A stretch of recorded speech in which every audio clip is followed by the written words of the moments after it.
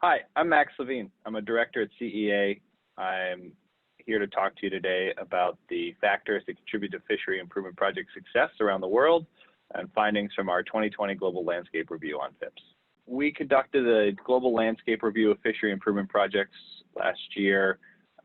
For full details, you can find the report at our shareseas.com/FIP-review. It builds upon our 2015 Global Landscape Review on Fishery Improvement Project and serves as a longitudinal study that both expands our landscape of Fips that we cover and deepens the number of questions that we've investigated. But these two pieces are intended to serve as a pair of time series data into this topic. Today, I'd like to quickly touch base on our research approach for the report, give you a very quick overview of FIP progress to date. I'd like to spend the majority of time reflecting on the model itself, and particularly the factors that we found help contribute to fishery improvement project success around the world. And then, of course, we're going to leave time for questions and answers in the live session. So our research reports. So for this report, we had 5 core research questions that we sought to answer. There were maybe 2 or 3 dozen sub-questions, but we generally formed our lines of inquiry around these 5 questions. 1, what contributes to FIP progress, impact, and effectiveness? How do FIPs invest the resources that they have? What market incentives motivate FIPs? How do FIPs advance fisheries management? And what improvements are FIPs attempting to make beyond environmental improvements? Now, we deployed a mixed method research approach to answer our core questions, which included desktop research of all available literature, both gray and peer-reviewed. We looked at original data analyses and statistical tests. We conducted a survey seeking input from industry partners, which was completed by 53 companies worldwide that sought to understand market incentives and how FIPs were being appreciated and interpreted by the supply chain. We also had the opportunity to conduct 28 site visits in 11 countries around the world. We saw FIPs in the United States, Mexico, Nicaragua, Chile, Peru, Ecuador, Morocco, the United Kingdom, Japan, China, and Indonesia. And we conducted 239 key informant interviews with stakeholders across the FIP spectrum, including implementers, NGOs, philanthropic partners, funders, members of industry, as well as government officials and fishers in country. To give you a sense of the progress that FIPs have made, particularly since our 2015 review, growth in fishery improvement projects has been steady over time. There's been a largely linear growth since 2006 when the first FIP was launched in Northern Europe. And as of last year, we were aware of at least 136 active FIPs worldwide. Those FIPs engaged about 9% of global wild-caught seafood. And they engage, I think the last numbers that I saw, which have increased even since our report, they're now engaging fisheries in 70 countries globally. Growth in the intervention has increased and been dominated in Asia and Latin America, where there is significant industry engagement, and it's complemented by investments by philanthropy. There has been pretty limited development in Southeast Africa, or the Southwest Indian Ocean to date. A trend that we found, though, is that the implementation space has grown and evolved substantially beyond the original architects of the movement. The industry now runs more projects than any other single implementer or all other implementers combined, actually. We're seeing local NGOs increasingly adapting their work in existing fisheries to fit within a FIP model. We're seeing some implementers shift their focus away from a fisheries level to a national level. And we're also seeing some implementers taking their focus from a fishery level down to a specific community level in response to challenges. So this is a very dynamic space, it is certainly not one size fits all. If you look at one FIP, it's almost certainly to look different from another FIP. But there are some commonalities which we tried to tease out in our report, and I'll walk through them today. Another growth observation is that FIPs are now covering every major commodity relevant to Western markets. Tuna dominates the number of FIPs globally, but I think the fastest growing segment of fishery improvement projects since 2015 is in the squid and octopus space. This is driven largely by an engagement of the Spanish retailer segment, as well as a formalization of a supply chain roundtable facilitated by Sustainable Fisheries Partnership, focused on engaging squid and octopus. FIPs have been successful in many ways. There are lots of success stories. 19 fisheries have transitioned from FIPs into MSc certification.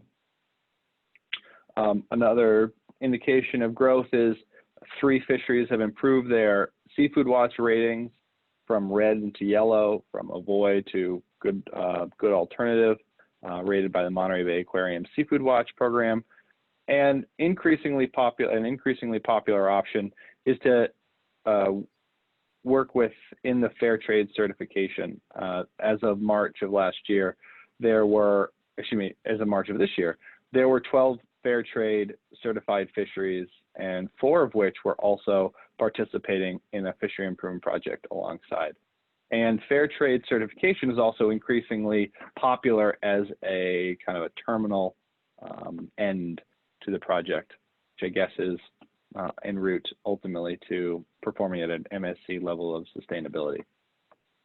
But beyond these third parties, beyond certification or ratings, we found that FIPs are improving within the projects themselves. And this is citing a 2018 report by Cannon et al., which compares fisheries that are engaged in FIPs to fisheries that are unengaged in FIPs. And it found that fisheries over time, on average, that were engaged in FIPs were associated with better management and reduced overfishing.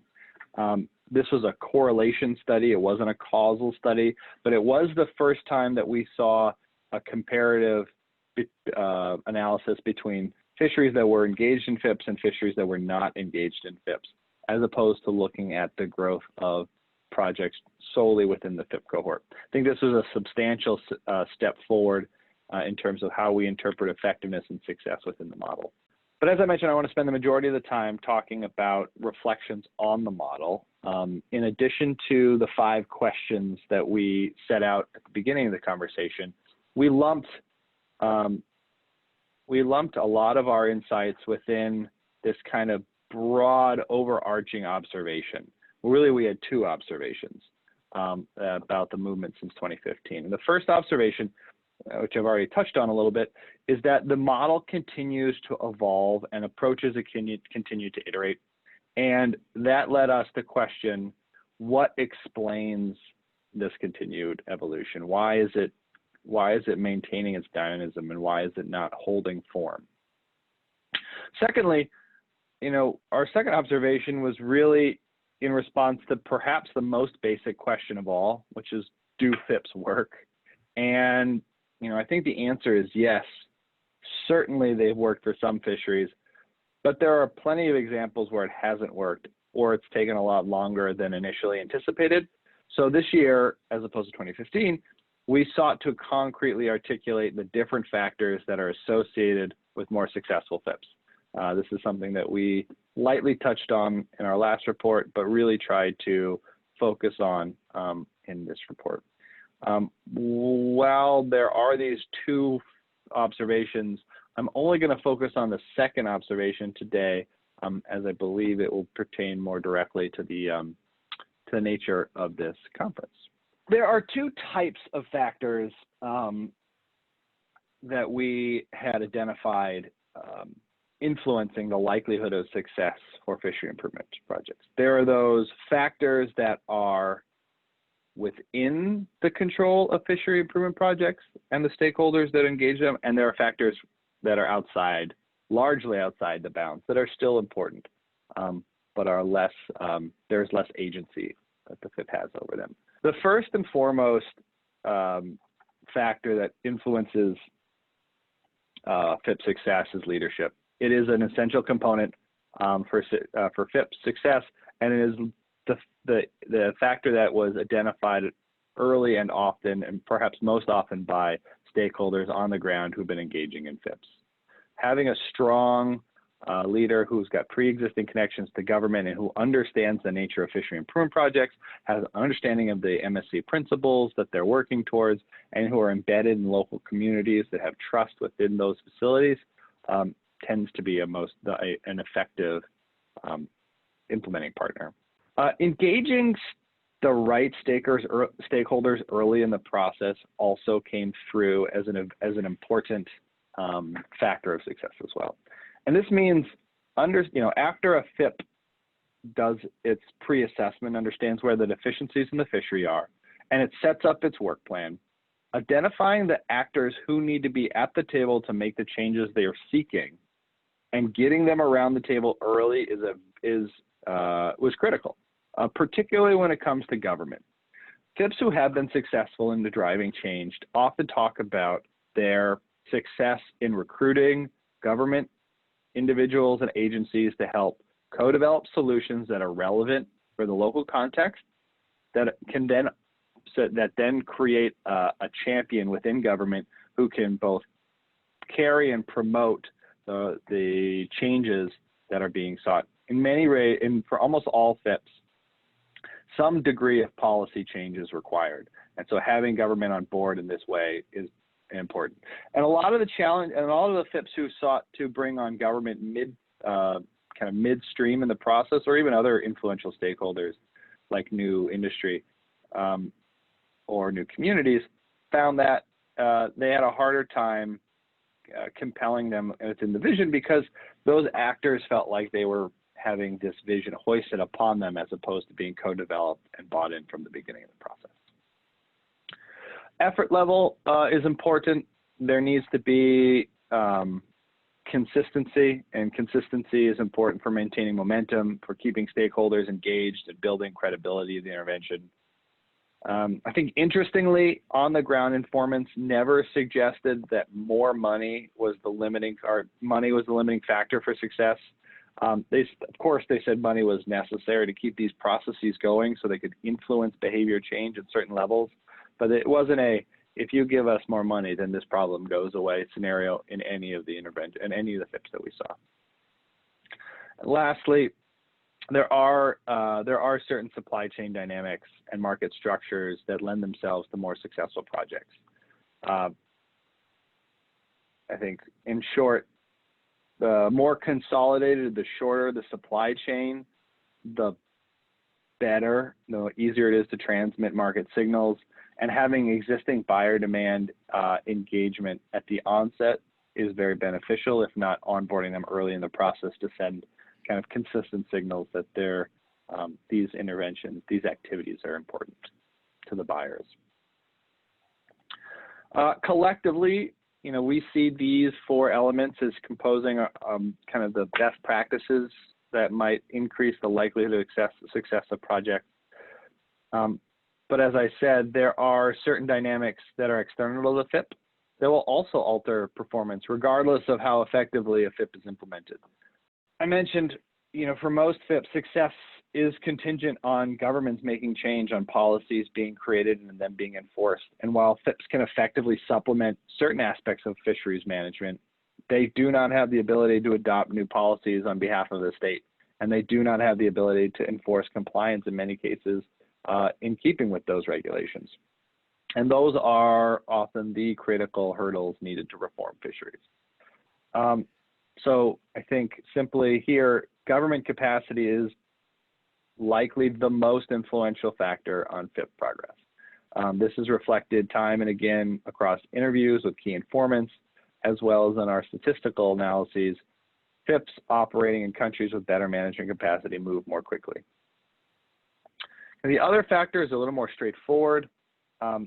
Initial fishery status is important for FIP progress. We all know that FIPs engaged fisheries at different levels of baseline performance, and those who are closer to certifiability perform more quickly and get there sooner than fisheries that are in worse initial condition. Life history is another factor, of course. Species that grow and mature rapidly, like squid and octopus or some crustaceans, will recover more quickly than long-lived species like the snapper grouper family. And lastly, fleet type is important and seems to be most important in less developed countries. In those geographies, industrial fisheries report statistically more improvement than artisanal fisheries, which supports intuition and our informant feedback, as it's easier to consolidate and effort, fewer people to convince, less people to, or fewer people to ensure compliance of rules and regulations.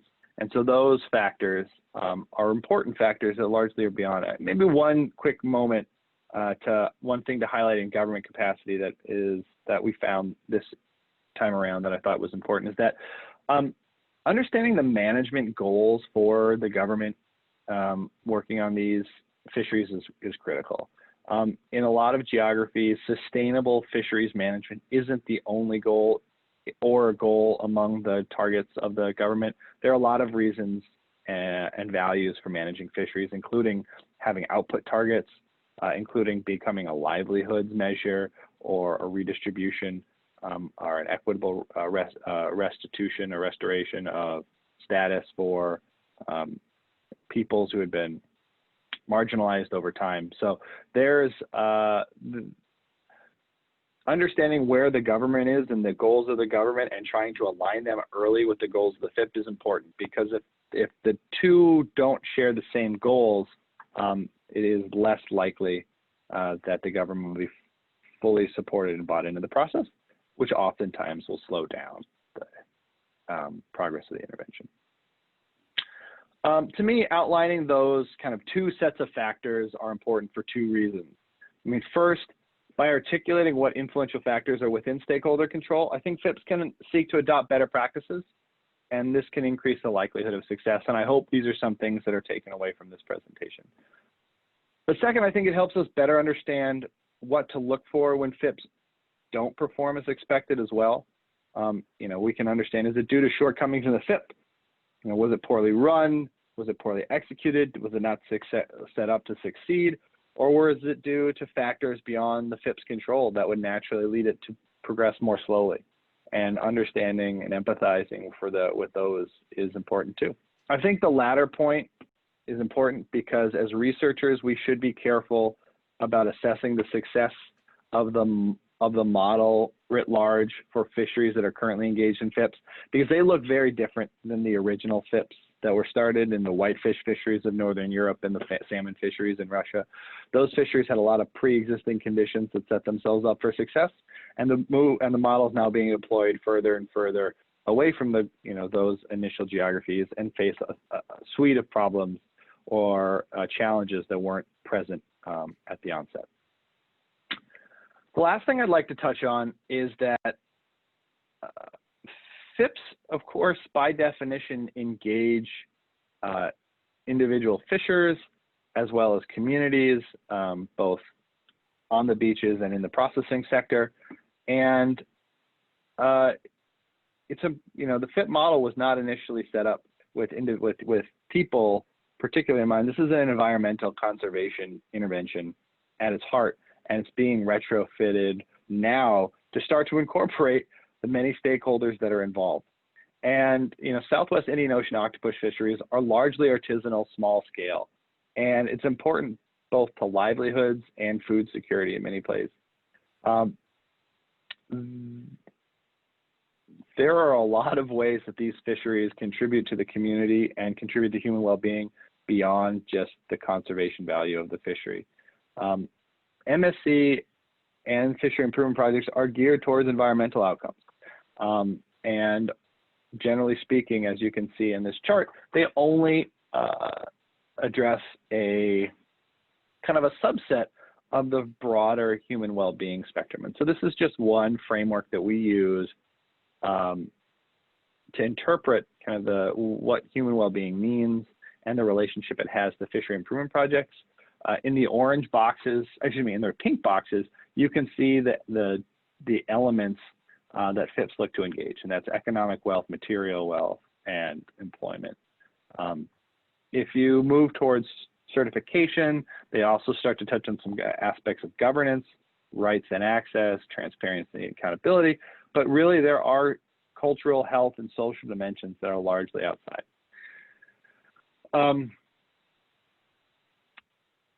Just something to keep in mind when we talk about the strengths, limitations, and the things that Fips are generally well suited to address. One other thing to note is that these are very new questions. Understanding the implications that these conservation interventions, these market-mediated conservation interventions have on humanity and have on communities is not mature at all. This is a new space. I think the unintended consequences of these interventions are much better documented in the MSC space. And we, I think, took the first pass at articulating unintended consequences in the Fips space during our study. These consequences aren't all negative. There are certainly some that are positive, some are negative, some are perverse, and others ambiguous. It's also important to know that these unintended consequences aren't universal. This is not by no means something that will happen in every fishery. This is just an accounting of what we saw on the ground and through our interviews. And our point here, by articulating these and documenting these, is really just to say, we need to keep our eyes open when we're creating these projects, and that we're in a position now that we should start to collect data just to create a baseline, to understand where the communities that are hosting these fishery improvement projects are at the onset, and how their lives change over time as a function of these projects. And so we're not in a position, no one's really done that before. We're not in a position to comment on how things have changed. We just know that anecdotally, the intervention has broader ramifications than just the specific environmental gains that's historically sought to address. With that said, I just want to remind folks, if people are interested in the report, you can go back to the r/shared/Cs/FIP review website. There are 3 versions: a full 200-page report, a 20-page summary report, and a 2-page overview. The latter 2 documents are translated into 5 languages and are a great resource for understanding our findings.